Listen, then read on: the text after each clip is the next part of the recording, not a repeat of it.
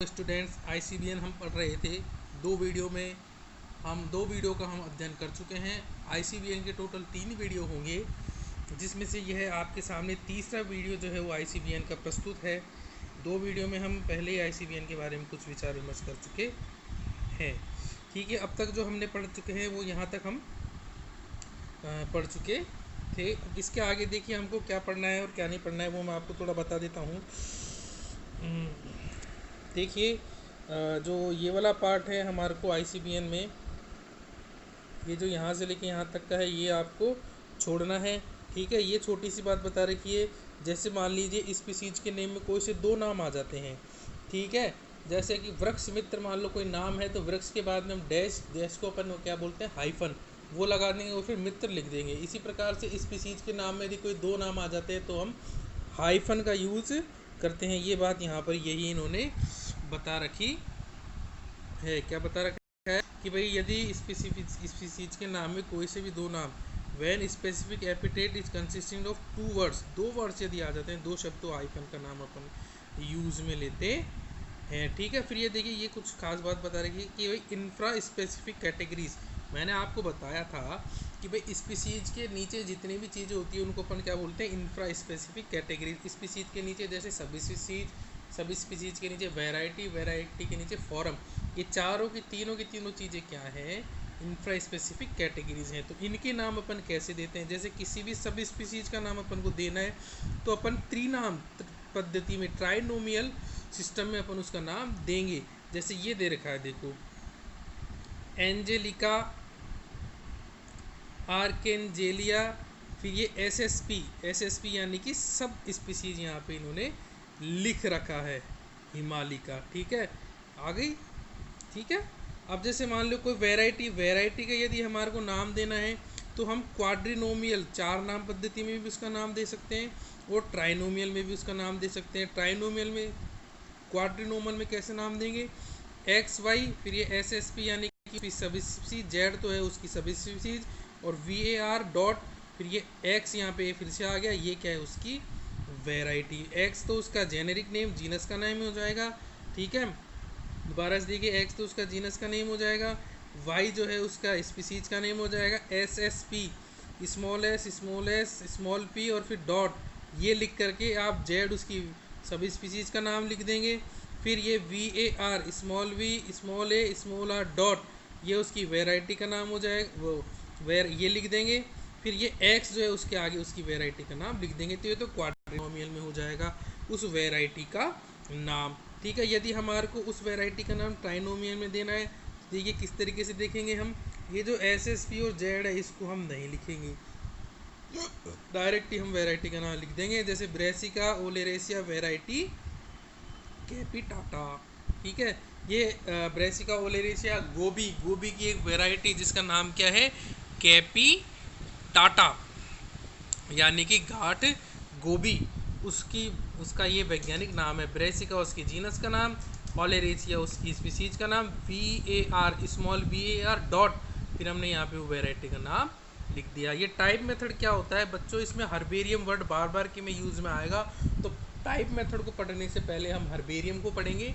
तो हर्बेरियम क्या चीज़ होती है उसको भी हम बाद में लेंगे, फिर हम टाइप मेथड को पढ़ेंगे। तो अभी हम इस टाइप मेथड को छोड़ देते हैं कि भाई ये टाइप मेथड क्या होता है, क्योंकि इसको पढ़ने के लिए हमारे को पहले जो है वो हर्बेरियम पढ़ना पड़ेगा, और हर्बेरियम को हम बाद में पढ़ेंगे। ठीक है, फिर अब आप देखो, आप देखा होगा लैब में कई कल्चर प्लांट भी होते हैं। ठीक है, होते हैं ना लैब में कई सारे प्लांट जिनको हम कल्चर करते हैं, तो उनके आगे हम क्या लगा देते हैं, EX लगा देते हैं उनके नाम के आगे। EX का मतलब होता है एक्सपेरिमेंटेड प्लांट, एक्सपेरिमेंटल। ठीक है, फिर बाद में हम ये डैश लगा देते हैं, और डैश के बाद में उसका हम वैज्ञानिक नाम या फिर जो भी नाम है वो हम उसका लिख देते हैं। तो कल्चर के लिए आपसे पूछ ले कौन से, ये प्रीफिक्स हो गया, देखो अब EX किसका यूज़ किया जाता है, EX का यूज़ किया जाता है। ठीक है बच्चों, फिर अब आप देखिए ये MSc लेवल की चीज़ें हैं, ये आप छोड़ देना, 10वें नंबर का पॉइंट। ठीक है, फिर ये आप ये भी छोड़ देना, ये आपके काम की चीज़ें नहीं है, मैं जो बता रहा हूँ वो आपके काम की चीज़ें हैं, ये भी आप छोड़ देना, कोई काम की नहीं है आपके। ठीक है बच्चों, फिर ये आप ये भी छोड़ देना, यूज़ इन ब्रैकेट, ये मैं आपको बता ही चुका हूँ। ठीक है, क्या कि भाई ये सारी सारी चीज़ें मैं आपको बता चुका हूँ, क्या चीज़ होती है क्या चीज़ नहीं होती है। ठीक है, फिर अब आप देखिए, हाँ नियम में एक चीज़ हो रही है, नियम ही चल रहे हैं, सिद्धांत ही चल रहे हैं। इफेक्टिव पब्लिकेशन मतलब मान लो आपने कोई सा एक पौधा खोज दिया, उसने आपने उसका वैज्ञानिक नाम भी रख दिया। अब दुनिया को तो बताओगे ना भाई मैंने ये पादप खोजा है और फिर मैंने उसका ये नाम रखा है, तो कैसे बताओगे? तो आप उस नाम को क्या करोगे? पब्लिश करोगे।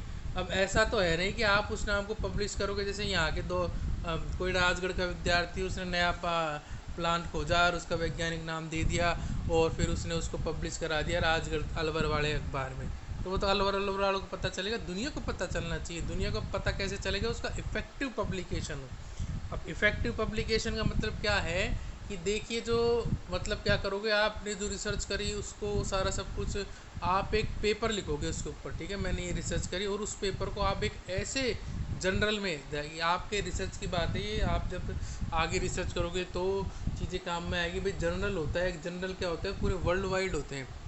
ठीक है, उसमें जो भी आप रिसर्च करते हो तो उसमें जर्नल में आप अपना पेपर पब्लिश करा सकते हो। तो जैसे आप उस जर्नल में पेपर पब्लिश कराओगे तो पूरी दुनिया को पता चल जाएगा। अब जर्नल भी क्या होते हैं, कई तो छोटे मोटे होते हैं जो किसी देश तक ही सीमित होते हैं। तो जर्नल वैसे तो देश तक सीमित नहीं होते पूरे वर्ल्ड के, परंतु जर्नल ऐसा हो इफेक्टिव हो, जो कि मतलब कि जिसको मतलब बहुत अच्छे अच्छे पेपर जिसमें छपते हो और उसका मतलब कि जो है वो उसकी पहुंच, या फिर एक तरीके से कहते हैं उसकी पहुंच दुनिया के हर एक वैज्ञानिक तक हो, मतलब वो वेल नोन, सबको सब उस जर्नल के बारे में अच्छी तरह से जानते हो। या फिर जैसे मैं सिंपल भाषा में कह दूँ, एक ऐसा अखबार जो पूरी दुनिया में छपता हो और उस अखबार के बारे में सब जो है वो अच्छी तरीके से जानते हो। ऐसे अखबार में यदि आप अपने शोध को, अपने रिसर्च को पब्लिश कराते हो, तो एक तरीके से कोई सा भी जैसे आगे ना बात समझिए, इफेक्टिव पब्लिकेशन होना चाहिए आपका मतलब कहने का कि भाई आप ऐसे जर्नल में पेपर नाम जो आपका पेपर छपवाओ ताकि पूरी दुनिया को पता चले। प्रकाशन जो है ना वो साइंटिफिक रिसर्च जर्नल में आपका जो है वो होना चाहिए। आगे बात समझिए, फिर अब आप देखो ये कुछ चीज़ें देखिए, ये भी आपके कोई काम की नहीं है। मैं जो जो बता रहा हूँ ना वो ध्यान में रखिएगा, आपकी वो काम की नहीं है।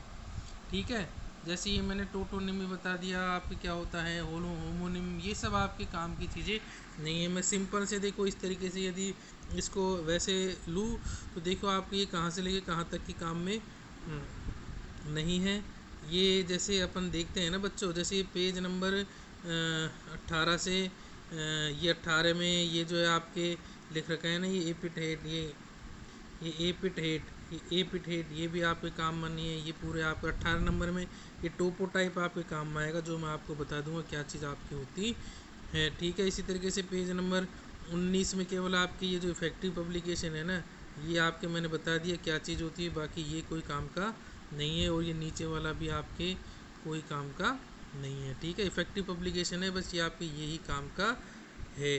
ठीक है, ये मैं आपको बता चुका हूँ। फिर अब आप देखिए आपके ये आगे इन्होंने बता रखा है कि भाई ये 20वें नंबर का पेज, ये भी कोई काम का नहीं। ये सारी चीज़ें आगे हाई लेवल की हैं जो आप आगे स्टडी करोगे। फिर अब आप देखो ये चीज़ आपके काम की है कि भाई प्रिंसिपल ऑफ प्रायोरिटी क्या चीज़ होती है।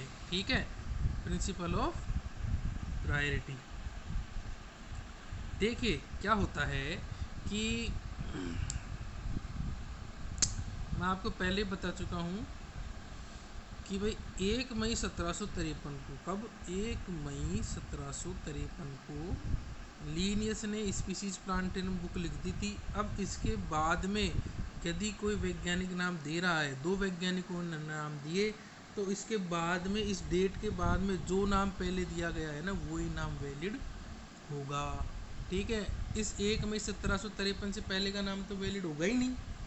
इस डेट के बाद में जो नाम दिए ना उसमें भी जो नाम पहले दिया है वो वैलिड होगा। जैसे 3 वैज्ञानिक थे, एक ने तो 1768 में दिया नाम, एक ने 1799 में दिया नाम, और एक ने कब दिया 1872 में नाम दिया। तो कौन सा नाम जो है वो वैलिड होगा? देखो अब आप 1872, ठीक है, 1 मई 1753 के बाद में ये 3 नाम दिए गए। ठीक है, एक नाम तो दिया 1768 में, एक 1799 में और एक 1872 में। तो 1753 के जस्ट बाद 1768 आ रहा है, तो 1753 के बाद में 3 नाम दिए गए। तो 1753 के जस्ट बाद मैंने क्या कहा, 1 मई 1753 के बाद में जो नाम सबसे पहले दिया गया वही नाम सबसे वैलिड होगा। तो ये 3 नाम दिए गए, इनमें सबसे पहले नाम कौन सा दिया गया, 1768 को। तो ये नंबर 1 नाम इज करेक्ट, ठीक है, यही नाम आपके क्या होगा, सही माना जाएगा। तो इसी को अपन क्या बोलते हैं, प्रिंसिपल ऑफ प्रायोरिटी।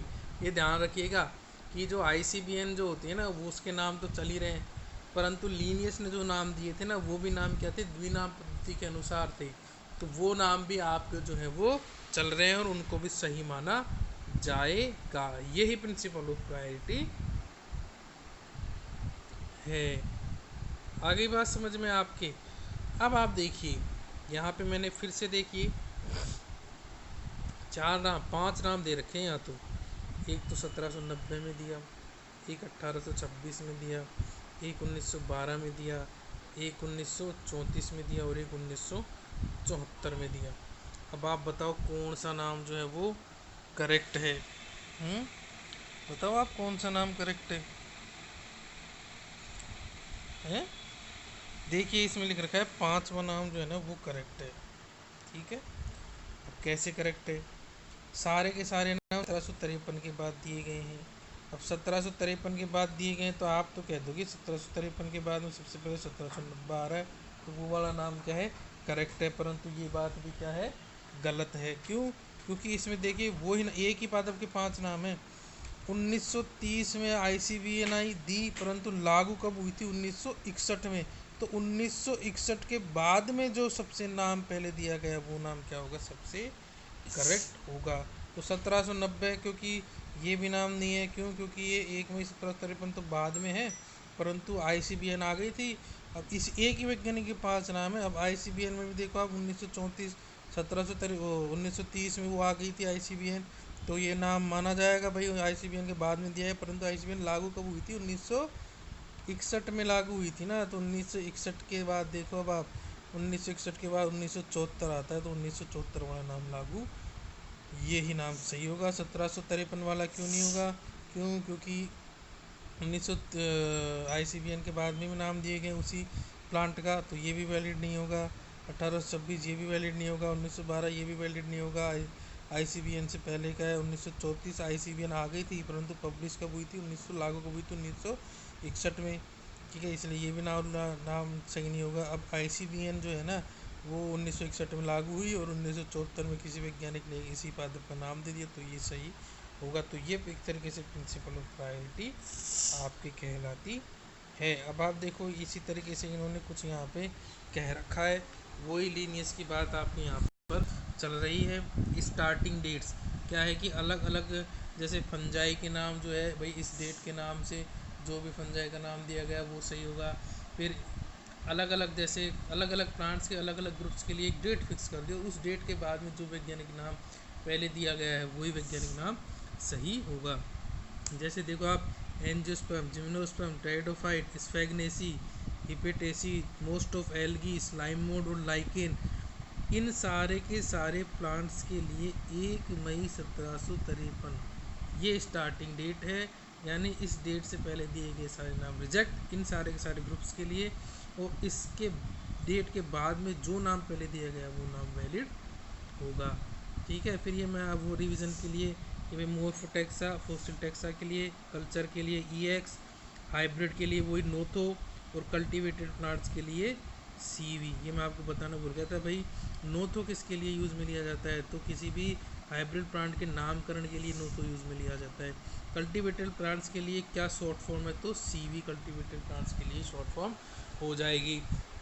फिर अब आप देखो मोसेस आपने पढ़ी होगी, मोसेस में स्फैग्नेसी तो ऊपर ले ही ली, तो स्फैग्नेसी को छोड़ करके जितने भी मोसेस हैं उनके लिए स्टार्टिंग डेट क्या है, 1 जनवरी 1801। यानी कोई सी भी मॉस का यदि आप वैज्ञानिक नाम दे रहे हो और किसी भी वैज्ञानिक ने 1 जनवरी 1801 से पहले किसी भी मॉस का नाम दिया है तो वो नाम गलत, और 1 जनवरी 1801 के बाद जो नाम पहले जिस वैज्ञानिक ने दिया वो नाम सही हो जाएगा।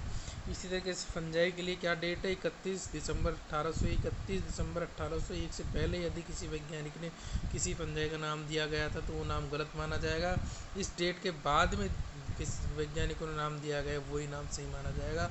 और वो भी कौन सा नाम सही माना जाएगा, इस डेट के बाद में जो पहले वैज्ञानिक ने दिया है ना, जिसका नंबर पहले आता है, ठीक है, वो इसी तरीके से ये फॉसिल्स के लिए आपके नाम हो जाएगा। ठीक है, अब आप देखो ये चीज़ लिख रखी है, बहुत इंपॉर्टेंट है। Principles of priority is acceptable up to family rank not above. मतलब कि जो प्रिंसिपल ऑफ प्रायोरिटी है ना, ये फैमिली तक ही सीमित है। फैमिली से ऊपर कौन कौन से आते हैं, ऑर्डर हो गई, फिर क्लास हो गई, फिर डिवीजन हो गया और फिर किंगडम हो गया, उनके ऊपर प्रिंसिपल ऑफ प्रायोरिटी लागू नहीं होती है। फैमिली तक ही ये प्रिंसिपल ऑफ प्रायोरिटी का सिद्धांत लागू होता है। फिर अब आप देखिए नॉमिना कंजर्वेंडा, ये भी आप जो है वो वही कल्टीवेटेड वैरायटी के लिए मैंने आपको बताया था ना, ये कल्टीवार के लिए सीवी, ठीक है, तो वो चीज़। फिर अब आप देखो ये बायो कोड और फिलो कोड, ये भी आप छोड़ दो, ये आपके काम की चीज़ें नहीं है, ठीक है बच्चों, ये आपके काम की चीज़ें नहीं है। फिर अब आप देखो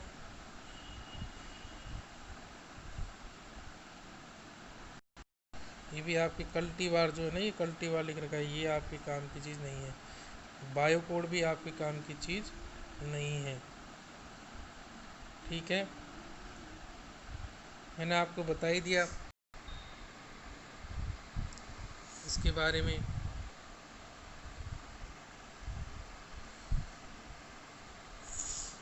कि भाई रैंक और टोक्सा, मतलब जो 7 मुख्य कैटेगरीज कौन कौन सी थी, kingdom, division, class, order, family, genus और स्पीसीज। आईसीबीएन ने तो 7 ही बनाई थी, फिर वैज्ञानिकों ने अपने हिसाब से जोड़ दिए।